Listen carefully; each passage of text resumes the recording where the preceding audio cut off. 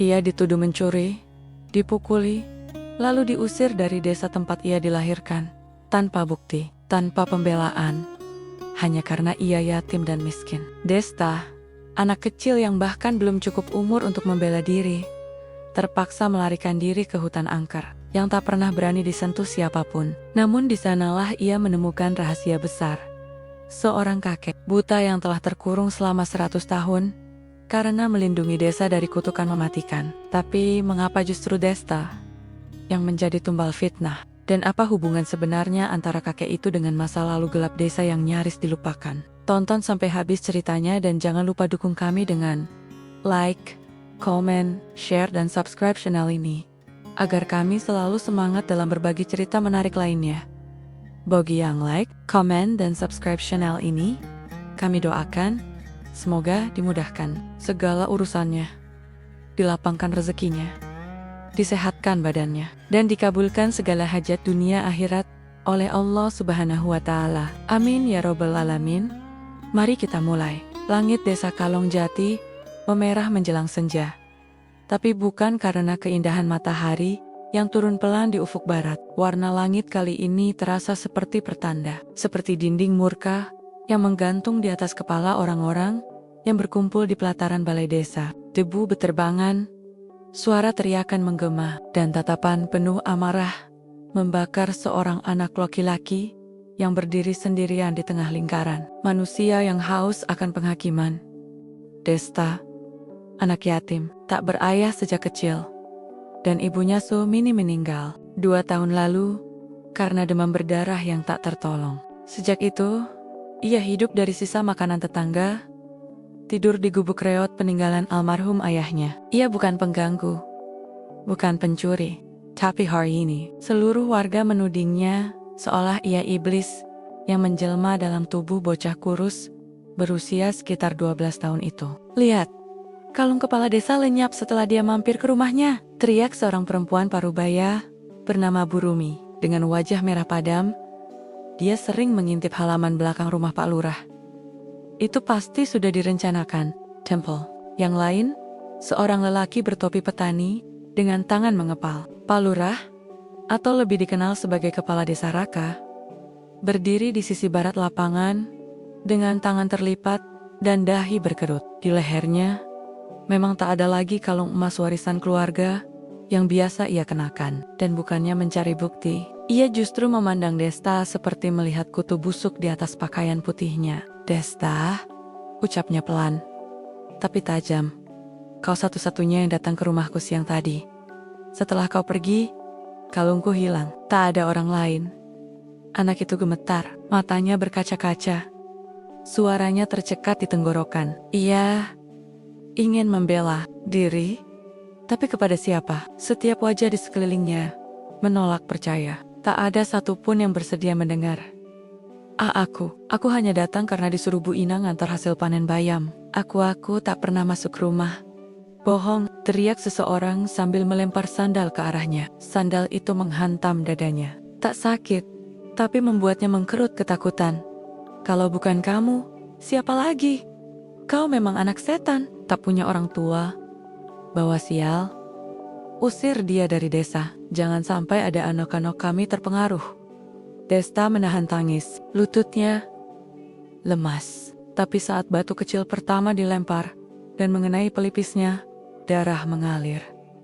Itulah titik patah hatinya. Ia menangis, bukan karena sakit di kepala, tapi karena dunia yang selama ini ia sebut rumah, kini berubah jadi neraka. Baik, ucap Pak Raka dingin. Mulai hari ini, Desa Kalong Jati tak lagi mengakui anak ini sebagai bagian dari kami. Barang siapa memberi makan atau tempat tinggal padanya, akan dianggap pengkhianat desa. Suasana meledak, sebagian bersorak, sebagian memaki, dan Desta anak kecil yang tak tahu mengapa dunia begitu kejam mulai berlari. Lari sejauh mungkin, meninggalkan debu, hinaan, dan kenangan yang bahkan belum sempat ia bangun. Hujan turun di ujung senja, deras dan tak bersahabat. Hutan Kalong yang terletak di sisi utara desa berdiri seperti monster hitam dengan kabang-kabang pohon seperti cakar. Warga desa jarang ke sana, sebab konon Hutan itu dihuni makhluk halus, suara tangisan perempuan, dan hembusan angin yang membawa bau kematian. Tapi Desta tak punya pilihan. Tubuhnya basah kuyup, pakaian compang-camping, darah di pelipisnya menyatu dengan air hujan. Kakinya telanjang, dipenuhi luka gores dari ranting dan batu tajam. Namun ia terus melangkah, tak tahu mau kemana, tak tahu apa yang menantinya. Yang ia tahu, ia tak bisa kembali. Dan entah kenapa, ia merasa hutan ini meski menyeramkan tak sekejam manusia. Langit menggelap, petir menyambar, Desta mulai menggigil, perutnya kosong, kepalanya sakit. Tapi ia terus berjalan. Di hadapannya, akar besar menjuntai dari pohon beringin tua, seperti gerbang menuju dunia lain. Dari Kaihan, terdengar suara burung hantu melolong, disusul suara rintik hujan yang jatuh melewati celah daun. Tiba-tiba, ia melihat sesuatu. Di bawah akar beringin, ada rongga tanah kecil yang gelap, dingin, tapi cukup besar untuk tempat berteduh. Ia merangkak masuk, bau tanah basah dan lumut menyengat hidungnya. Tapi, itu lebih baik daripada kehujanan. Ia cek tahu bahwa rongga itu adalah awal dari segalanya. Sebelum pingsan karena kelelahan, ia sempat berbisik lirih dalam doa. Bukan meminta keadilan, bukan minta harta. Hanya satu, kalau memang masih ada yang bisa percaya padaku, tunjukkan jalannya, Tuhan. Dan malam itu, bumi bergetar lembut di kedalaman rongga tanah yang ia tinggali. Dinding tanah perlahan runtuh, membuka jalan menuju lorong bawah tanah yang telah terkubur selama 1 abad. Tanpa ia sadari, kegelapan telah menunggunya. Namun di tengah kegelapan itu, ada cahaya kecil yang belum padam, cahaya bernama harapan. Desta terbangun dalam gelap.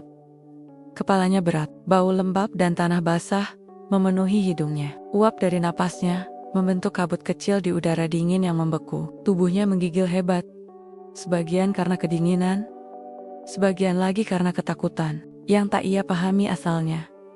Ia terbaring di dalam rongga tanah kecil yang semalam ia masuki untuk berteduh dari hujan. Tapi sekerong tanah tempat ia berbaring tampak lebih dalam. Dinding-dindingnya retak, seperti ada sesuatu yang membuka celah. Baru di bawahnya, ia duduk perlahan, menggigit bibir menahan nyeri dari luka-luka kecil yang kering di kakinya. Rasa haus menusuk tenggorokan, dan perutnya berontak kelaparan.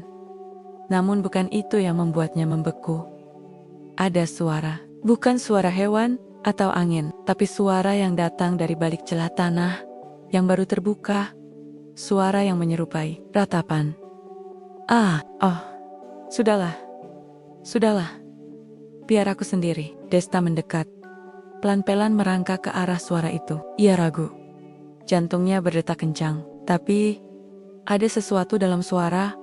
Itu sesuatu yang tak asing. Bukan karena ia pernah mendengarnya, tapi karena suara itu terdengar sama seperti suaranya sendiri semalam. Suara orang yang kehilangan segalanya. Dengan hati-hati, ia menyingkap semak dan lumut yang menutupi celah dinding rongga itu. Dan di baliknya, tampak lorong batu yang remang dan menurun tajam, seolah menembus perut bumi. Lorong itu dingin, sunyi, tapi juga memanggil. Desta melangkah masuk. Setiap langkah membawa gema. Kelelawar berterbangan saat ia lewat. Dinding lorong dipenuhi akar dan jamur, bercahaya lembut, cukup untuk menerangi jalannya. Dan akhirnya, lorong itu terbuka. Di ujung lorong, ada sebuah ruangan batu berbentuk setengah lingkaran. Di tengahnya, duduk seorang kakek tua. Tubuhnya membungkuk, rambutnya putih gimbal, panjang, hingga ke tanah. Matanya kosong, menatap lurus ke depan. Meski jelas-jelas tak bisa melihat. Kedua tangannya terikat rantai batu ke dinding belakang. Desta berhenti. Nafasnya tercekat. Ia ingin berbalik, tapi tubuhnya seolah terpaku. Kakek itu mengangkat kepalanya perlahan. Wajahnya penuh kerutan, namun entah bagaimana terlihat damai. Sudah berapa lama aku tidak mencium bau manusia, ucapnya lirih. Desta menggigit bibir. Ia ragu, tapi akhirnya berkata, Aku bukan siapa-siapa. Aku cuma mau berteduh. Aku bukan penjahat. Sungguh. Kakek itu tersenyum. Aku tahu, Nak. Kau tak bersalah. Dunia yang salah menilaimu. Ucapan itu membuat mata Desta membesar. Bagaimana kakek tahu? Kakek itu diam sesaat, lalu mendongak. Kegelapan tidak pernah buta, Desta. Tapi hanya mereka yang dibuang oleh cahaya, yang bisa melihat kebenaran dari sudut yang tak terlihat. Desta mundur. Satu langkah, jantungnya berdebar semakin cepat. Kakek siapa? Bagaimana tahu namaku? Kakek itu tidak menjawab langsung. Ia hanya tertawa pelan. Suara tawanya bukan tawa gila, tapi tawa seseorang yang sudah terlalu lama sendiri. Aku pernah menjadi penjaga. Penjaga apa? Penjaga tempat ini. Penjaga rahasia. Penjaga kunci kutukan yang ditakdirkan tak boleh dibuka. Diam. Tak mengerti. Kakek itu melanjutkan. 100 tahun lalu, desa yang kau tinggalkan pernah hampir musnah. Bukan oleh perang, bukan oleh wabah, tapi oleh kutukan yang tumbuh dari hati manusia sendiri. Keserakahan dan kebohongan. Aku menahannya, dan sebagai gantinya, aku dikurung di sini oleh kekuatan yang tak bisa dijelaskan dengan logika. Desta menelan ludah. Kenapa kakek dikurung? Karena kekuatan itu tak bisa dihancurkan. Hanya bisa disegel. Daun segel. Itu adalah aku. Ruangan mendadak terasa lebih gelap. Angin dingin meniup perlahan. Desta mulai merasa takut. Tapi bukan takut karena gua atau cerita kakek itu. Ia takut karena dalam hatinya, ia mulai percaya. Kakek itu menoleh ke arahnya, walau matanya tetap kosong. Kau anak yang dipilih oleh rasa sakit. Kau datang ke sini bukan karena kebetulan. Kau datang karena luka. Desta menjeju. Aku cuma ingin pergi. Aku cuma ingin tempat yang bisa menerima aku. Aku tak peduli soal kutukan atau apapun itu. Kakek mengangguk pelan. Begitulah awal dari setiap perjalanan besar. Tak ada yang memilih menjadi pahlawan, tapi penderitaanlah yang memilih mereka. Keduanya terdiam. Di kejauhan, terdengar suara gemuruh samar, seolah bumi sendiri sedang menarik napas panjang. Desta memandang rantai di tangan kakek. Apa yang akan terjadi kalau rantai itu dilepas? Dunia akan berubah. Tapi bukan karena aku, karena kebenaran akan muncul ke permukaan. Dan kutukan itu? Tanya Desta, nyaris berbisik. Kutukan itu akan bangkit. Tapi begitu pula cahaya yang bisa menyeimbangkannya. Dan mungkin, cahaya itu ada dalam dirimu. Mata Desta membulat. Ia merasa ingin lari. Tapi ia tahu, hatinya tak bisa pergi begitu saja. Ia melihat lagi tangan kakek itu. Rantai batu itu tampak berat, berlumut, dan dingin. Ia tak tahu apa yang benar. Ia hanya tahu, untuk pertama kalinya sejak ibunya meninggal, seseorang memanggil namanya tanpa mencaci. Seseorang percaya padanya. Dan mungkin, itu cukup. Ruangan batu itu sunyi, hening yang tak biasa. Seakan setiap suara tak berani tinggal lebih lama dari 1 detik. Hanya suara napas Desta yang bergema. Berat dan tak teratur. Bercampur degup jantung. Yang seakan bisa terdengar di dinding-dinding. Gua, cahaya remang dari jamur yang menempel di sela-sela batu menjadi satu satania penerang. Dalam cahaya itulah, wajah sang kakek terlihat tua. Penuh kerutan. Namun, damai. Terlalu damai untuk seseorang yang telah terkurung selama 100 tahun. Desta berdiri di ambang batas, antara rasa ingin tahu dan ketakutan. Tubuhnya masih gemetar. Bukan karena dingin, tetapi karena jiwanya belum pernah diguncang sebesar ini. Ia belum sepenuhnya percaya. Tapi sesuatu dalam nada bicara kakek itu, dalam caranya menyebut nama Desta, terasa seperti tangan yang mengusap. Luka lama. Kakek itu bergerak sedikit. Rantai batu yang melingkari pergelangan tangannya mengeluarkan bunyi. Krak berat yang membuat Desta refleks mundur 1 langkah. Tak perlu takut, ucap sang kakek pelan. Rasa takut hanya akan membuatmu buta pada cahaya. Kau, siapa sebenarnya? Tanya Desta. Suaranya masih ragu, tapi sudah tidak gemetar seperti tadi. Kakek itu mengangkat wajahnya ke langit-langit gua, walau matanya kosong dan tak mampu melihat. Namaku, dulunya Saka. Tapi waktu telah mengambil banyak hal dari diriku termasuk nama. Kini aku hanya dipanggil penjaga. Penjaga apa? Tanya Desta lagi, lebih pelan, penjaga kegelapan, penjaga rahasia yang tak boleh dibangkitkan, penjaga dari sisi gelap manusia yang kau sendiri sudah mulai kenali. Desta menunduk. Kalimat itu menusuknya. Ia memikirkan wajah-wajah orang desa. Tatapan curiga, mulut yang menghujat, tangan yang melempar batu, dan terutama mata kepala desa Raka yang dingin seperti kayu lapuk. Mereka bilang aku pencuri, gumamnya lirih. Tapi aku bahkan tak tahu bentuk kalung yang mereka tuduhkan. Kakek itu tersenyum tipis. Tentu saja kau tak tahu, karena memang bukan kau pelakunya. Mereka hanya butuh kambing hitam. Dan siapa yang lebih mudah dituduh selain anak miskin yang tak punya? Siapa? Siapa? Kata-kata itu seperti membuka keran air di mata Desta. Ia menahan tangis, tapi air matanya tetap mengalir. Ia menggigit bibir, menguatkan diri untuk tidak terisak, tapi gagal.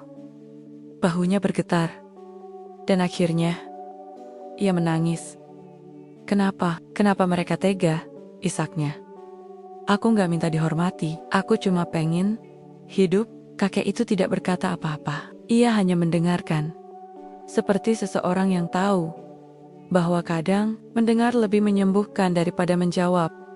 Desta duduk perlahan di tanah. Tubuhnya terasa lelah.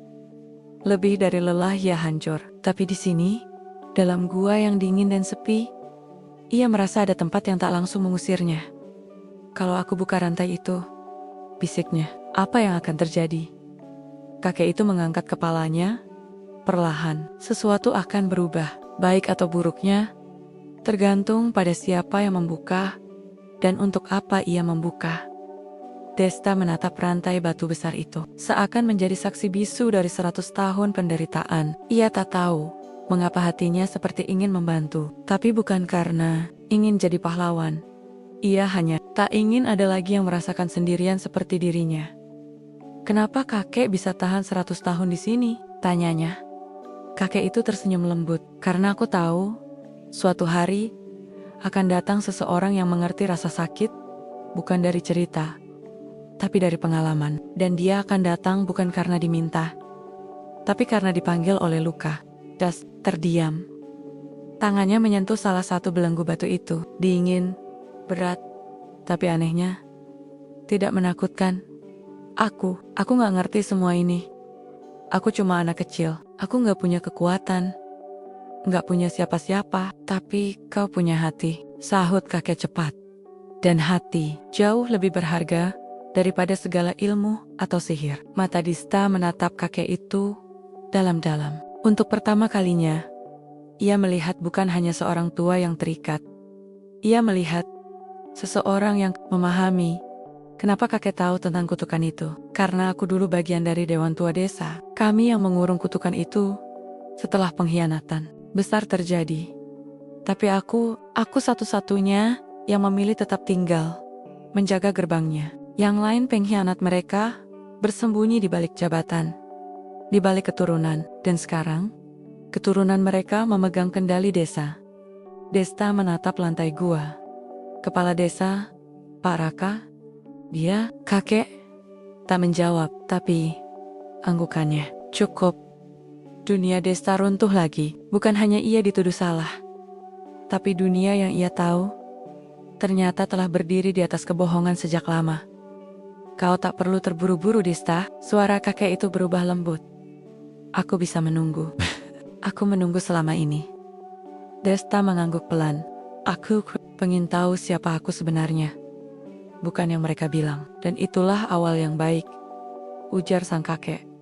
Karena hanya yang mencari kebenaran yang pantas menemukannya. Gema suara itu bergulir pelan di dalam gua. Desta menatap tangan kakek yang terbelenggu. Ia belem sayap, tapi satu hal ia tahu.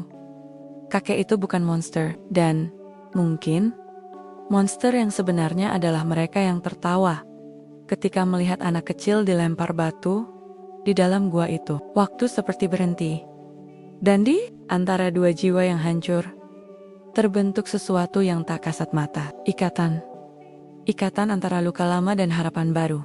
Hari tak pernah benar-benar datang di dalam gua. Tak ada cahaya matahari yang menembus bebatuan. Tak ada kokok ayam Tak ada desir angin, hanya jamur-jamur kecil yang menyala redup di dinding. Dan suara napas lembut dari dua makhluk yang terikat oleh luka masing-masing. Desta dan sang kakek buta. Sudah 3 hari, Desta tinggal di sana. Ia hanya keluar sebentar, mengambil air hujan dari cekungan batu di mulut gua, atau mencari umbi liar yang tumbuh di sekitar akar-akar pohon tua. Tubuhnya semakin kurus, tapi semangatnya tak padam. Setiap kali ia kembali, ia selalu mendapati kakek itu dalam posisi yang sama, duduk bersila, tenang, seolah menyatu dengan batu tempat ia terikat. Hari ini, Desta duduk lebih dekat dari biasanya. Ia menatap mata kosong kakek itu. Kakek bilang, ada pengkhianatan di desa, tapi selama ini, yang ku tahu, desa kami aman, damai, walau aku sendiri gak pernah merasa diterima. Kakek mengangguk pelan, suaranya keluar seperti bisikan angin, melewati celah sempit. Desa yang damai, tak selalu berarti desa yang benar. Desta diam, ia tahu benar ucapan itu.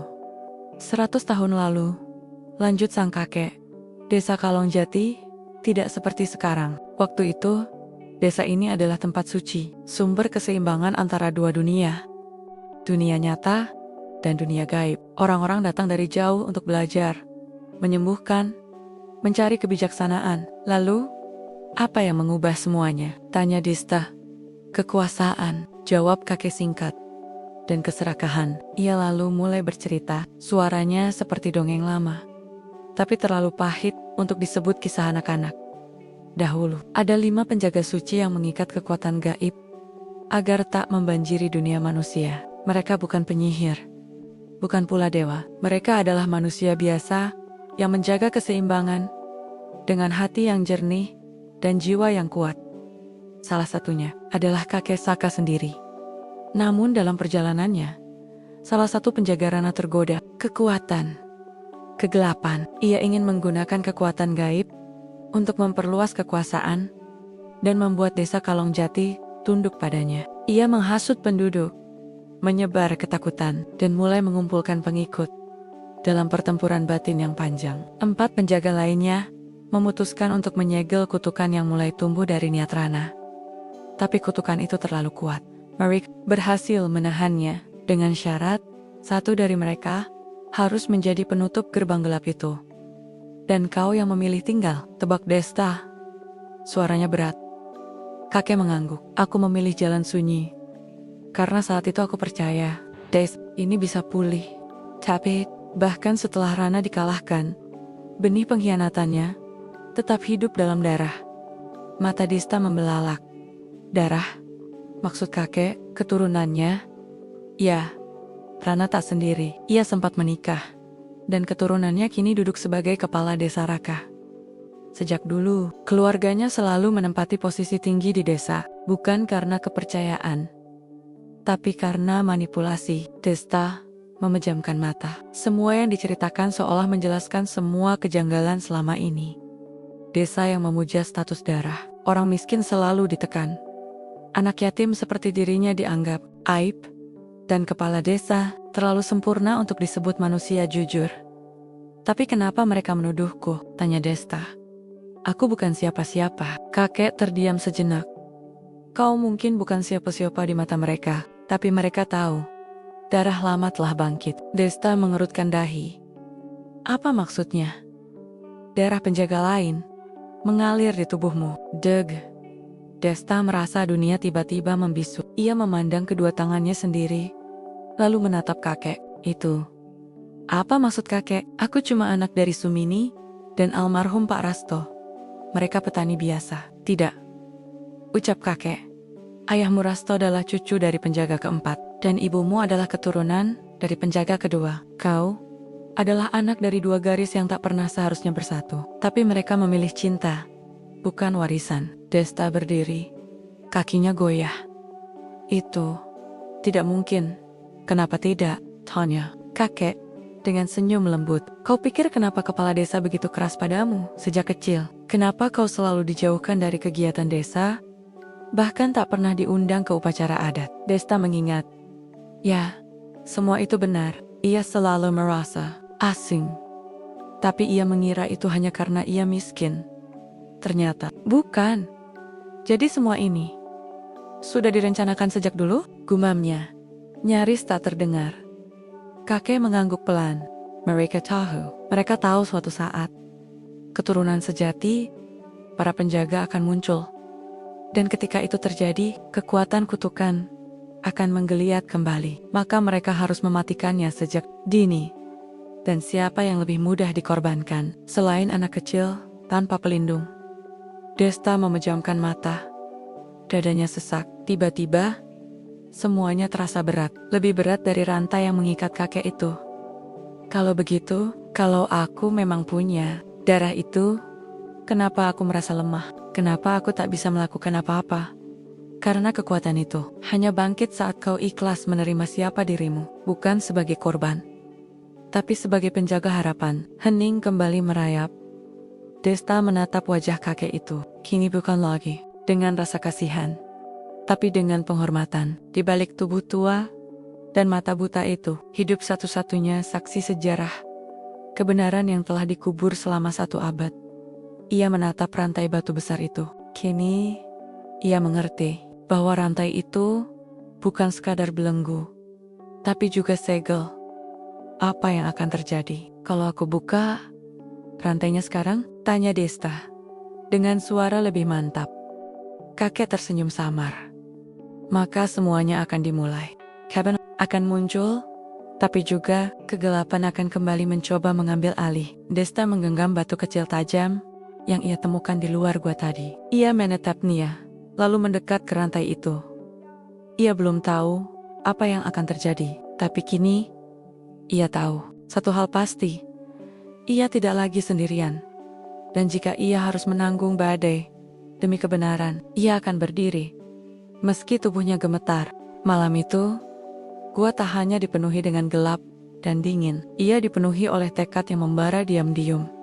Tekad dari seorang anak bernama Desta, yang hatinya hancur namun tidak mati. Di hadapannya, rantai batu kuno masih melingkari pergelangan. Tangan kakek Saka, tua dan berat seperti sejarah, yang selama ini dibebankan padanya.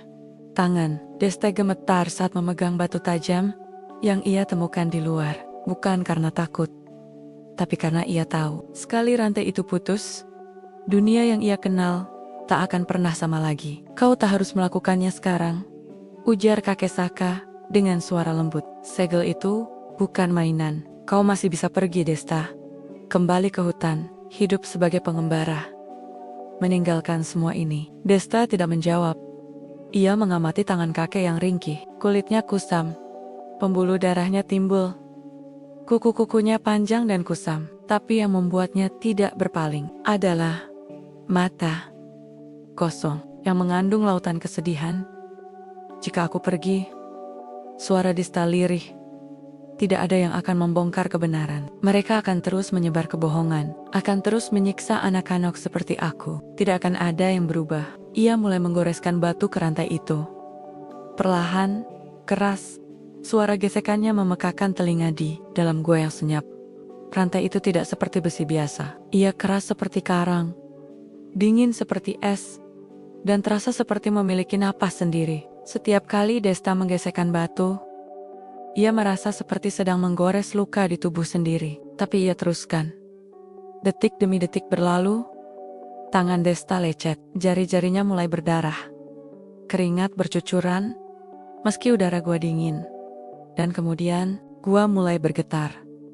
Pelan, tapi terasa. Debu jatuh dari langit-langit, ujung-ujung akar di dinding menggeliat seperti cacing hidup. Desta berhenti sejenak, menoleh ke kakek itu.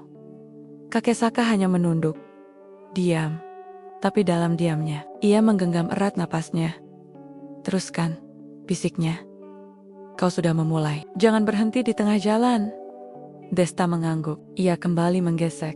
Kini, dengan 2 tangan. Batu itu tajam, tapi rantai lebih keras. Setiap gesekan membuat tangannya semakin luka, tapi semangat dalam hatinya lebih keras dari logam manapun. Tak ada suara selain detak jantungnya dan gesekan batu. Tiba-tiba, kakak, salah satu segmen rantai retak. Sebuah cahaya redup kebiruan menyembul dari dalam retakan itu. Rantai itu bukan hanya besi, ia segel dari zaman kuno yang mengikat bukan hanya tubuh, tapi juga kekuatan. Desta mundur, napasnya memburu. Ayah Durek, tubuhnya gemetar. Kakek Saka mengangkat kepalanya perlahan. Kau berhasil. Sedikit lagi. Namun sebelum Desta bisa melanjutkan, kepalanya berdenyut hebat. Pandangannya mulai kabur. Ia terbatuk keras dan darah segar keluar dari mulutnya. Aguh, jeritnya tertahan. Ia menyentuh dadanya. Jantungnya terasa seperti ditusuk-tusuk dari dalam. Apa yang terjadi padaku? Kakek Saka terdiam, lalu menjawab lirih. Kutukan itu mulai membisikimu. Desta terengah. Dunia berputar di sekelilingnya. Ia melihat kilasan wajah-wajah desa. Ibunya menangis. Kepala desa, Raka tersenyum sinis. Dan sebuah bayangan hitam yang tertawa dalam kehampaan. Ia menjerit, tangannya mencengkeram kepala. Aku tidak mau, jangan masuki aku. Namun bisikan itu terus datang. Pengkhianat, semua membencimu. Mereka akan tetap menginjakmu. Kenapa tidak balas dendam saja? Kau bisa menghancurkan mereka semua. Hanya perlu satu langkah lagi. Desta berteriak, tapi dalam teriakannya, ia memukul lantai batu sekuat tenaga. Darah dari tangannya tercecer. Dan tanpa ia sadari, setetes darah itu menyentuh retakan rantai tadi. Dua cahaya biru meledak dari retakan rantai. Gua bergetar lebih keras. Dindingnya bergemuruh. Batu-batu kecil mulai runtuh dari langit-langit. Dan dari bawah lantai gua muncul lingkaran bercahaya simbol-simbol kuno yang bersinar perlahan.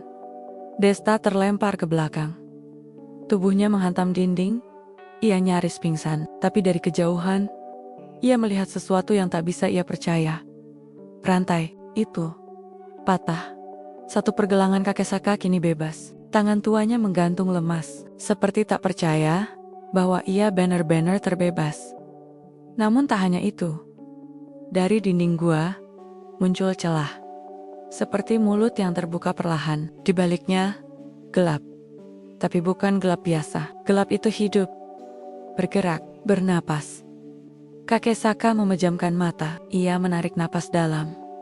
Kau membuka pintu di stek, ucapnya tenang. Sekarang, waktumu untuk memilih jalanmu sendiri. Desta, dengan sisa tenaga, bangkit perlahan. Ia berjalan ke arah kakek itu. Lututnya gemetar. Darah mengalir dari pelipisnya. Kakek, apakah ini awal dari bencana? Kakek tersenyum. Tapi senyum itu bukan senyum kemenangan. Itu senyum kepasrahan.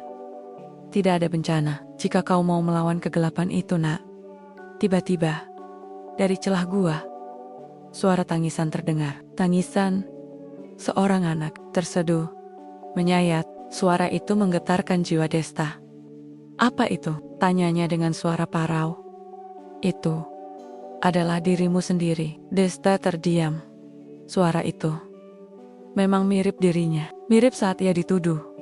Saat ia dipukul saat ia diusir.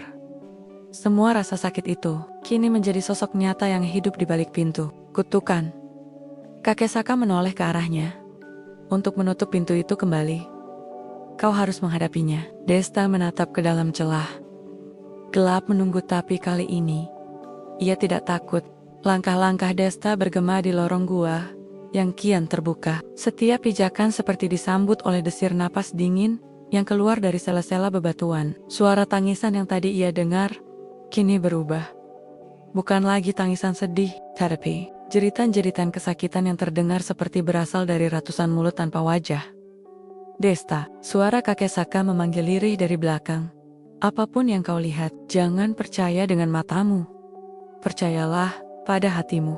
Desta menoleh sekilas. Ia mengganggek, lalu melangkah lebih dalam.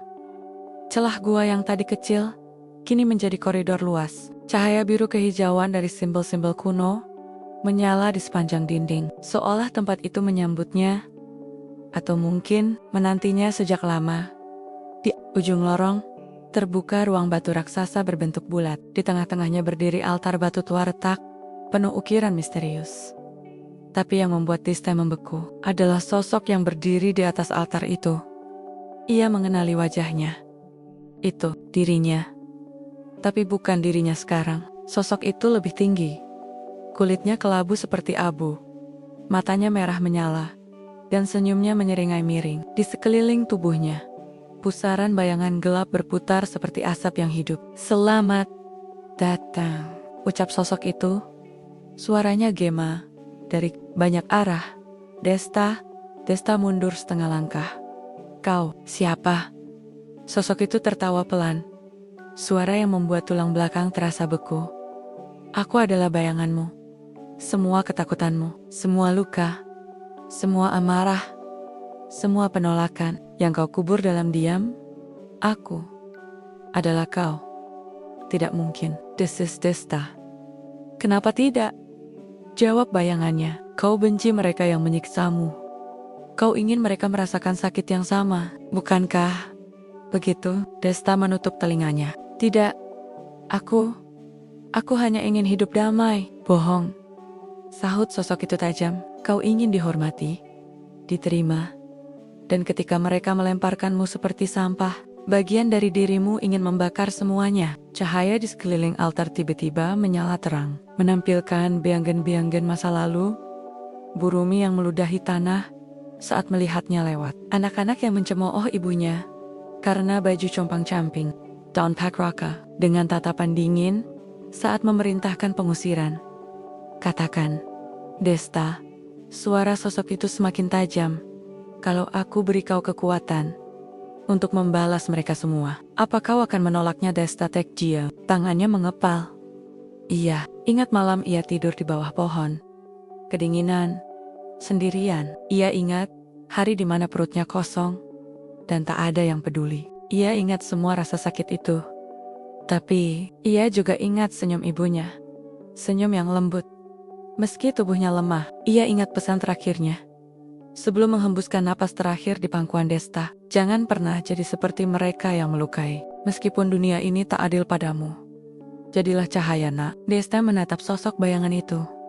"Kalau aku jadi seperti kau, bukankah itu artinya aku kalah?" Sosok itu terdiam. "Aku memang sakit hati. Aku memang pernah ingin semuanya hancur. Tapi sekarang, aku tahu yang paling menakutkan bukan kutukan luar, tapi saat hati ini dikuasai kebencian." Dinding gua bergemuruh. Sosok bayangan itu mengerang marah. "Kau bodoh, kau akan tetap diperlakukan seperti binatang. Mereka akan terus menginjakmu. Kalau begitu, biarlah. Tapi aku tidak akan jadi monster. Aku tidak akan menjadi kau." Seketika, cahaya biru menyilaukan meledak dari dada Desta. Tanpa sadar, ia berlutut, memegang dadanya tepat di atas jantung. Dan dari cahaya itu, muncul simbol bercahaya, sebuah tanda pusaran yang bercabang 5 lambang para penjaga suci. Bayangan hitam itu berteriak, RGHHH. Tubuhnya mulai retak, seperti cermin yang dihantam palu. "Ini belum selesai. Desta, kutukan ini akan bangkit, dan aku akan ada saat kau rapuh lagi." Brok, bayangan itu hancur berkeping-keping, terhempas ke langit-langit gua, lalu lenyap menjadi kabut. Hening, sangat hening. Desta roboh, napasnya terengah. Tubuhnya seakan kehilangan semua tenaga. Tapi ada satu hal yang tidak hilang. Kesadarannya bahwa ia telah memilih jalan yang benar. Beberapa saat kemudian, kakek Saka datang merangkak. Rantai di satu tangannya masih tersisa, tapi kekuatan segelnya sudah pudar. "Kau berhasil." Desta tersenyum lemah. Belum sepenuhnya." Kakek itu menatap ruang altar yang kini mulai redup. Simbol-simbol kembali padam. Gua mulai merapat. Dunia lama tertidur kembali. Tidak semua anak seusiamu bisa melawan dirinya sendiri, gumam kakek Saka lirih. Desta menatap kakek itu. "Aku tidak melakukannya sendiri. Aku punya ibu." Walau hanya dalam ingatan. Keduanya terdiam sejenak, hingga terdengar suara gemuruh halus di kejauhan. Kakek Saka menoleh. "Sudah saatnya kau kembali ke desa." Desta menggeleng. "Mereka masih akan mengusirku." "Tidak, karena sekarang kebenaran akan memaksa mereka membuka mata. Tiba-tiba, suara dari lorong belakang terdengar. Suara langkah kaki dan obor yang menyala. Kau dengar itu, Desta? Gumam Kokik Saka. Desta menajamkan telinga.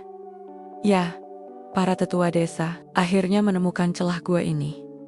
Wajah Desta menegang. Apa yang akan mereka lakukan? Kakek Saka menoleh padanya. Mencoba menghapus jejakmu, atau memohon agar kau menyelamatkan mereka. Desta berdiri dengan tubuh lemah. Ia kembali ke mulut gua bersama kakek. Di hadapan mereka di ujung lorong tampak 5 orang berpakaian adat, dipimpin langsung oleh kepala desa Raka. Matanya melebar saat melihat Desta masih hidup dan kakek Saka yang kini bebas dari belenggu. Dediste, kakek itu. Desta menatap Pak Raka tajam. Kini ia tahu siapa yang benar-benar terkutuk. Dan ia tidak akan diam lagi. Lorong gua bergemuruh pelan. Suara langkah-langkah kaki mendekat, disertai kerlap-kerlip cahaya obor yang menari-nari di dinding batu. Udara yang tadinya hanya dingin, kini berubah pengap dipenuhi aroma asap dan ketegangan. Desta berdiri di sisi kakek Saka. Tubuhnya masih lemas, tapi matanya menyala. Untuk pertama kalinya, ia tidak takut menghadapi siapapun, bahkan kepala desa sekalipun. 5 orang muncul dari balik lorong. Mereka mengenakan pakaian adat desa, kalong jati kain panjang gelap, sabuk lebar dengan lambang Garuda emas, dan penutup kepala kain berwarna merah darah. Di tengah mereka, kepala desa Raka berjalan paling depan.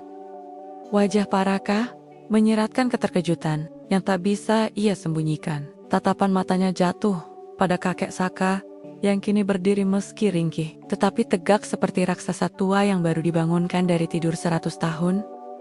Kau, bisiknya pelan. Kakek Saka menyunggingkan senyum. Raka, cucu dari Rana. Kita bertemu lagi. Raka mendadak menoleh ke belakang, memberi isyarat pada para tetua, tapi mereka justru saling pandang. Wajah-wajah mereka tampak mulai ragu. Ini tidak seharusnya terjadi. Geram Raka. Segel itu tidak boleh dibuka. Dunia luar tidak boleh tahu keberadaan kegelapan ini. Desta melangkah ke depan. Wajahnya kotor, rambutnya kusut, tapi sorot matanya tegas. Justru itu masalahnya, Pak, ucap Desta. Selama ini, kebenaran dikubur. Supaya kalian bisa terus berkuasa? Raka melotot. Diam. Anak kecil. Kau tak tahu apa-apa. Aku tahu, tegas Desta. Aku tahu bahwa kakek ini kakek Saka dikorbankan demi menjaga kutukan yang dibangkitkan oleh leluhurmu. Aku tahu darah pengkhianat mengalir dalam dirimu.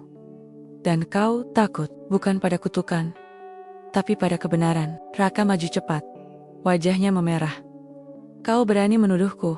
Aku kepala desa, penjaga tatanan Kalong Jati, tatanan yang dibangun dari dusta. Sela kakek Saka tenang. Kau mungkin berhasil membungkam semua saksi, tapi tidak bisa membungkam sejarah. Salah satu tetua, Pak Mirto, maju setengah langkah. Suaranya berat. Apa maksudmu, Saka? Kakek itu menoleh padanya. 5 penjaga, itulah awalnya. Kami membentuk perisai untuk melindungi desa dari sisi gelap yang muncul akibat keserakahan manusia. Tapi Rana leluhur Raka memilih mengkhianati sumpah suci. Ia menginginkan kekuatan dan mulai menggunakan kekuatan gaib untuk mengontrol desa. Pak Mirto tampak terpukul. Itu tidak pernah tertulis di naskah leluhur, karena naskah itu telah disunting, dimurnikan, dibakar, dan ditulis ulang oleh para pewaris pengkhianat, ujar kakek Saka lirih.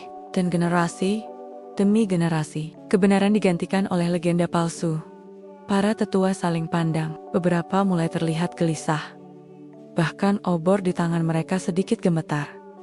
Buktinya? Tanya Raka, berusaha mempertahankan ketenangannya. Jangan percaya kote-kota dari lelaki tua yang terkurung 100 tahun. Desta melangkah ke tengah ruangan batu. Aku buktinya, ucapnya mantap. Darah penjaga mengalir di tubuhku. Aku telah melewati ujian kutukan itu. Aku menolak jadi bayangan. Aku memilih cahaya. Raka tertawa sinis.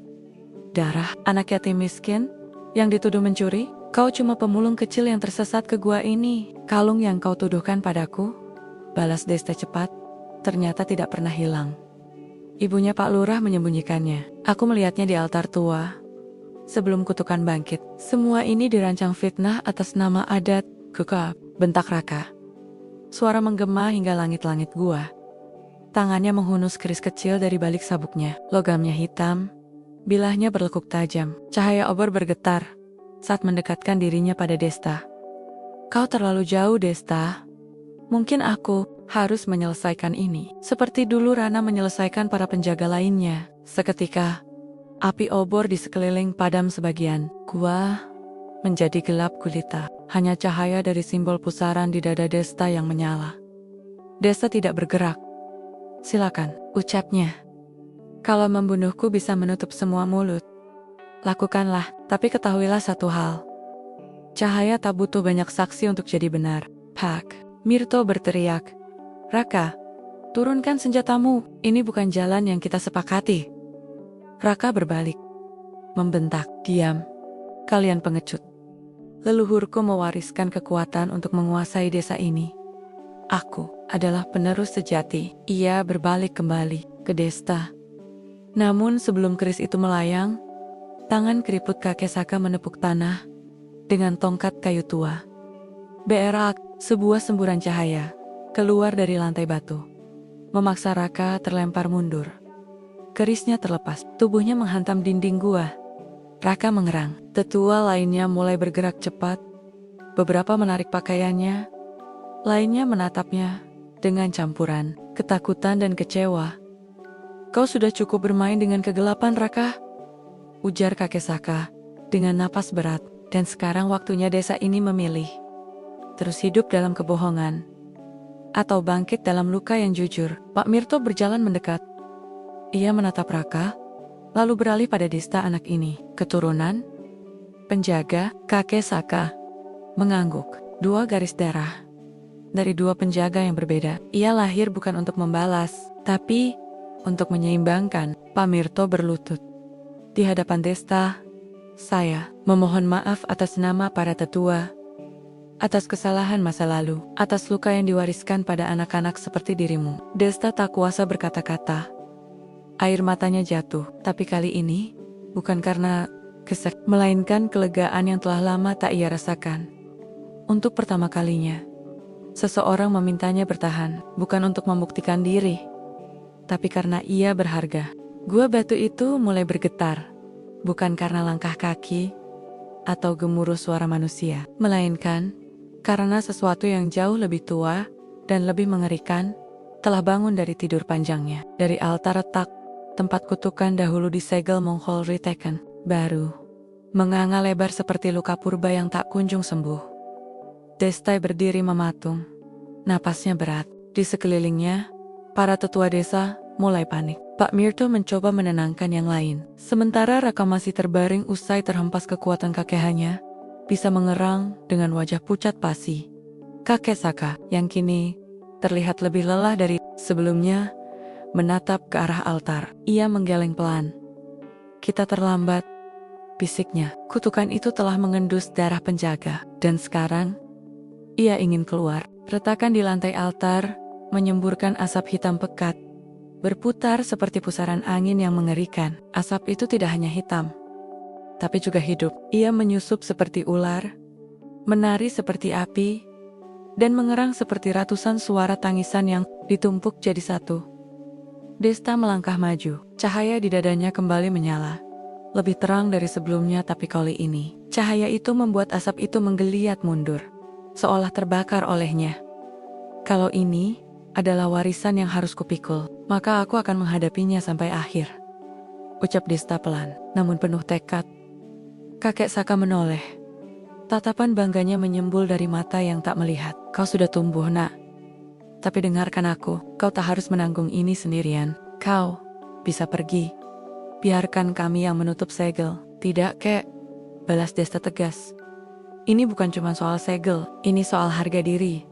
Soal kebenaran yang harus diperjuangkan. Tiba-tiba, pusaran asap itu menyatu, membentuk sesosok makhluk, bayangan yang besar. Ia tak memiliki wajah, hanya rongga hitam yang terus berputar. Tubuhnya tampak seperti terbuat dari kepingan jiwa-jiwa yang tersiksa. Dari mulut yang tak berbentuk, ia bersuara, "Penjaga baru, kau pikir terangmu bisa memadamkan luka yang ditimbun 100 tahun?" Desta menatap makhluk itu. "Mungkin tidak, tapi aku bisa menahannya. Selama aku hidup, aku tidak akan biarkan kau meracuni desa ini lagi." Bayangan itu tertawa. "Kau bukan siapa-siapa." Tiba-tiba, makhluk itu meluncur maju secepat kilat menusuk ke arah Desta dengan semburan energi hitam. Tapi Desta mengangkat cenggalnya, dan dari cahaya pusaran di dadanya muncul tameng transparan yang menahan serangan itu. Butupo, benturan itu membuat gua bergemuruh. Batu-batu kecil jatuh dari langit-langit. Para tetua berteriak. Raka merangkak pergi, menyelinap menjauh seperti tikus yang tahu dirinya sudah tak punya tempat lagi. Kakek Saka mengangkat tongkatnya.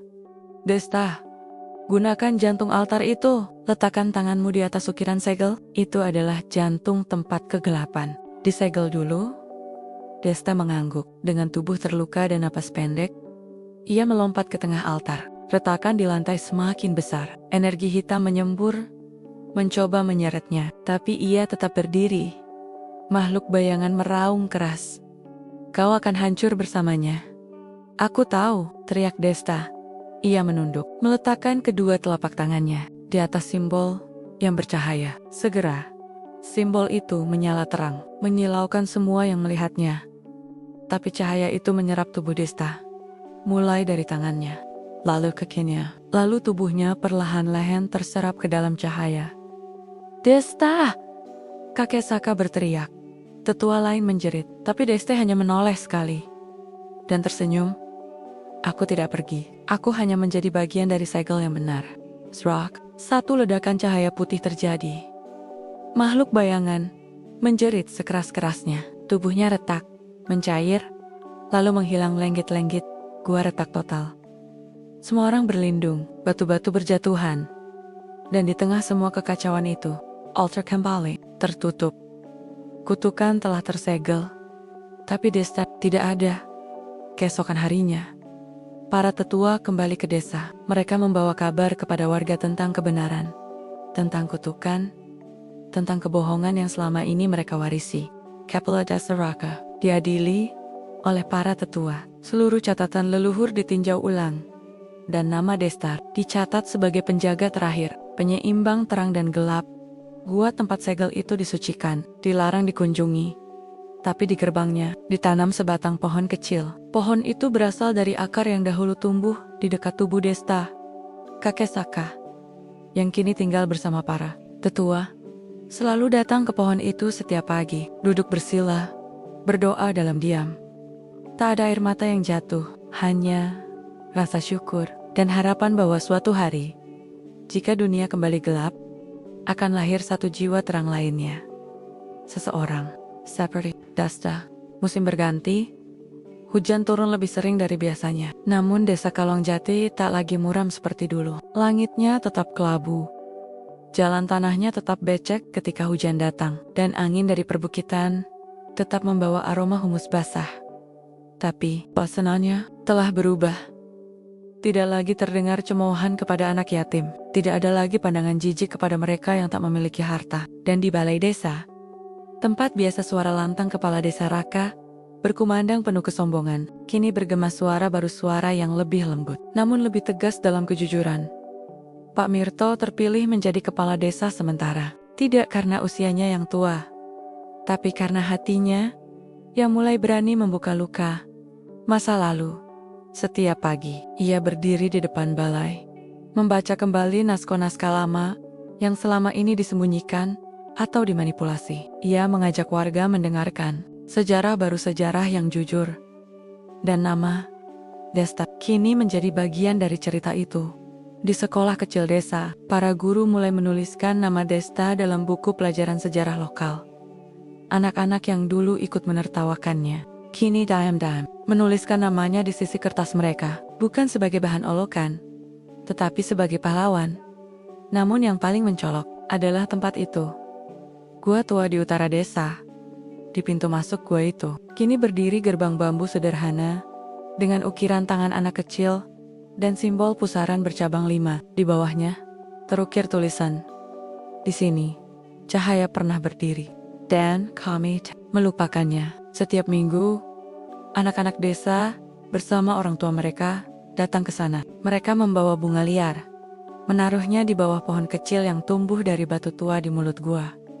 Pohon itu tidak biasa, batangnya kecil, namun kulitnya bercahaya samar saat malam tiba. Daunnya berwarna hijau keperakan dan tak pernah rontok. Orang menyebutnya pohon Desta. Kakek Saka masih hidup, meski tubuhnya lemah dan matanya tak pernah melihat. Tapi setiap pagi ia bangkit meraba jalan tanah menuju gua. Duduk di bawah pohon itu dan berdoa. Tak pernah satu hari pun ia lewatkan. "Apakah kakek merindukan Desta?" tanya seorang anak kecil suatu hari, sambil duduk di sebelahnya. Kakek tersenyum. "Aku tidak hanya merindukannya, aku hidup karena mengenangnya." Anak itu mengangguk. "Aku ingin seperti dia."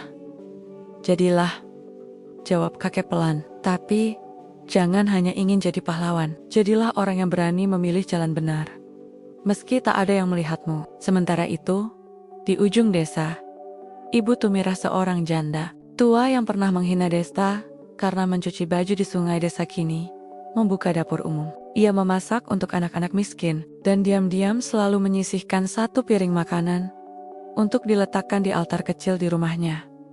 "Untuk Desta," katanya, setiap malam, sambil menyalakan lilin kecil. "Kalau saja dulu aku tidak ikut menjelekkanmu. Maafkan aku, Nak." Bahkan, anak-anak muda yang dulu melempari Desta dengan batu, kini menjadi penjaga malam sukarela di sekitar gua.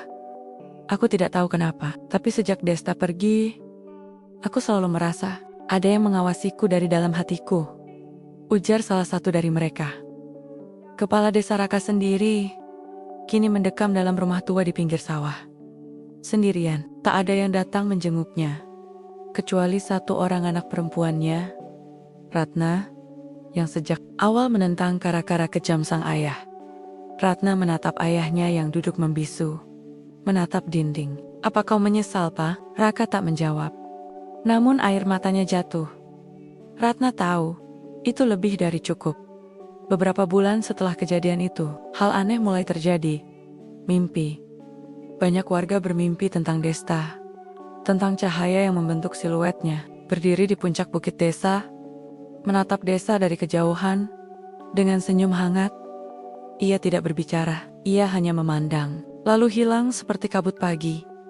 Mimpi itu datang ke orang-orang berbeda, dari anak kecil hingga tetua, yang bahkan tak pernah mengenalnya secara langsung.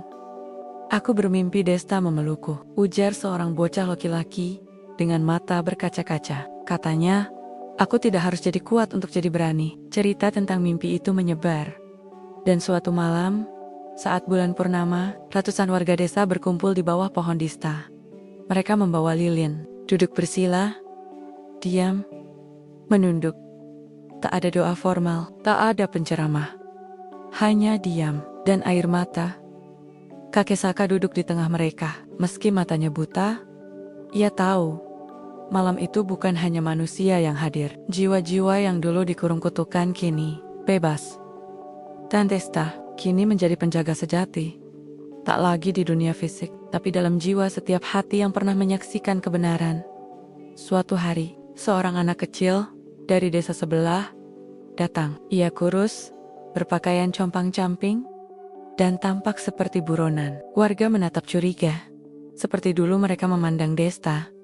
Tapi sebelum seseorang sempat berbicara, Pak Mirto berdiri. Ia tersenyum.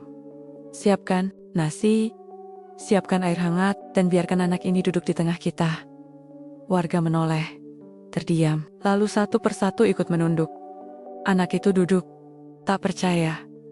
Tangannya gemetar, air matanya jatuh. Kakek Saka tersenyum kecil dari kejauhan. Ia berbisik dalam hati, "Terima kasih Desta, warisanmu telah tumbuh menjadi cahaya yang tak padam." Musim kering tiba lebih cepat dari biasanya. Matahari menyengat keras di atas kalong jati, membuat tanah desa mengelupas dan rerumputan menguning. Tapi tak ada lagi kegelisahan seperti dulu. Tak ada kecemasan yang membusuk diam-diam di bawah senyum. Tak ada lagi kecurigaan yang menyelinap di antara warga. Desa ini telah melewati badai paling kelam, dan yang tersisa sekarang adalah sejuk yang lahir dari luka yang disembuhkan perlahan. Sore itu, angin berhembus pelan membawa aroma bunga hutan yang mulai bermekaran, suara burung bersahutan, dan anak-anak berlarian di sawah dengan riang. Tak jauh dari sana, di sebuah lapangan kecil dekat pohon tua yang menjulang, berdirilah bangunan sederhana beratap seng, berdinding kayu, namun penuh warna. Itulah sekolah cahaya, dibangun di atas tanah sumbangan dari warga. Dengan dana patungan, desa. Di dindingnya tergantung lukisan-lukisan anak-anak, dan di tengah aula kecilnya, terpampang besar potret sederhana seorang anak laki-laki, dengan senyum teduh, dan rambut berantakan. Desta. Tulisan di bawahnya berbunyi, "Jika kau merasa sendirian, ingatlah bahwa pernah ada satu anak yang berani melawan gelap, hanya dengan cahaya dari hatinya." Kakek Saka datang setiap hari ke sekolah itu, meski tubuhnya semakin ringkih, dan ia harus dituntun oleh tongkat bambu. Ia selalu duduk di pojok ruangan kelas, mendengarkan tawa anak-anak belajar membaca dan menulis. Kadang, mereka mendekat, menyentuh tangannya, bertanya cerita. "Kakek," tanya seorang anak perempuan berambut kuncir, "apakah Desta benar-benar ada?" Kakek tersenyum kecil. "Kau ada bukan? Maka Desta juga pernah ada. Apakah dia sekarang di surga?" Lanjut si anak. "Dia ada dimanapun kau membela yang benar, dimanapun kau memilih kebaikan, meski kau takut." Anak itu tersenyum, malu. "Kalau begitu, aku ingin jadi seperti dia." "Jangan," balas kakek Saka pelan. "Jangan jadi dia. Jadilah dirimu sendiri, tapi jadilah cahaya yang tak pernah padam." Hari demi hari berlalu. Pak Mirto yang dulu hanya dikenal sebagai tetua keras kepala, kini mulai dipanggil Pak Guru. Ia tak hanya memimpin desa, tapi juga mengajar. Ia merangkul anak-anak jalanan dari desa sebelah, membukakan rumah-rumah warga bagi yang tak punya tempat tidur. Desa Kalongjati yang dulu menutup diri, kini membuka tangannya. Ibu Tumirah membuka perpustakaan kecil di rumahnya, tempat anak-anak bisa membaca cerita rakyat dan sejarah penjaga desa. Ia tak pernah lagi meludah sembarangan, apalagi mengusir anak-anak miskin. Setiap malam ia menyalakan lilin untuk Desta, bukan karena sedih, tapi sebagai tanda bahwa ia tak akan lagi hidup dalam kebencian. Bahkan Ratna, anak perempuan kepala desa Raka, menjadi pelatih seni suara bagi anak-anak. Ia menciptakan lagu-lagu sederhana, dan salah satunya kini dinyanyikan tiap akhir pekan di lapangan desa. Desta kecil datang sendiri, diusir tapi tak membenci. Ia tak punya senjata atau harta, tapi cahayanya menyinari kita semua. Raka sendiri menghabiskan sisa hidupnya di rumah kecil di tepi sawah. Ia tak lagi berbicara dengan siapapun. Setiap hari, hanya duduk di kursi rotan tua, menatap kosong ke arah hutan, tempat gua tua berada. Beberapa warga melihatnya, kadang berdiri sendiri di gerbang gua itu, membawa segenggam bunga liar, dan meletakkannya di bawah pohon pusaran. Tak ada yang mengusiknya, tak ada pula yang memaafkannya. Sekara terang-terangan, namun tak ada pula yang menyimpan dendam. Itulah bentuk keadilan yang paling bijak. Keadilan yang lahir dari luka yang diterima dan dimaafkan. Bukan karena lupa, tapi karena memilih tidak menjadi seperti mereka yang menyakiti. 1 tahun kemudian, sore itu, langit Kalongjati memerah jingga. Di kaki pohon, Desta duduk seorang anak laki-laki kecil dengan kulit gelap, mata bundar, dan rambut keriting. Namanya Jaya. Ia tak punya orang tua. Datang dari desa jauh dan disambut oleh warga Kalongjati dengan pelukan.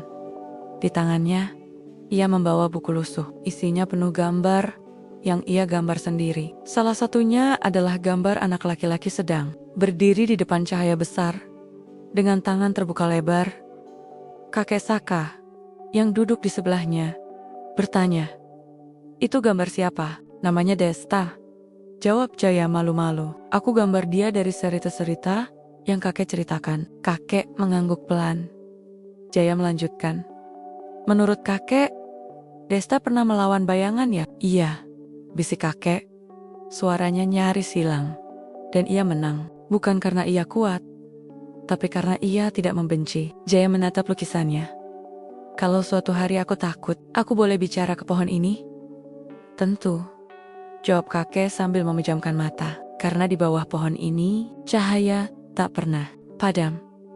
Langit malam Kalong Jati tenang malam itu. Bintang-bintang bertaburan, angin semilir menyusup ke sela-sela pohon dan rumah, membawa kesejukan yang menenangkan.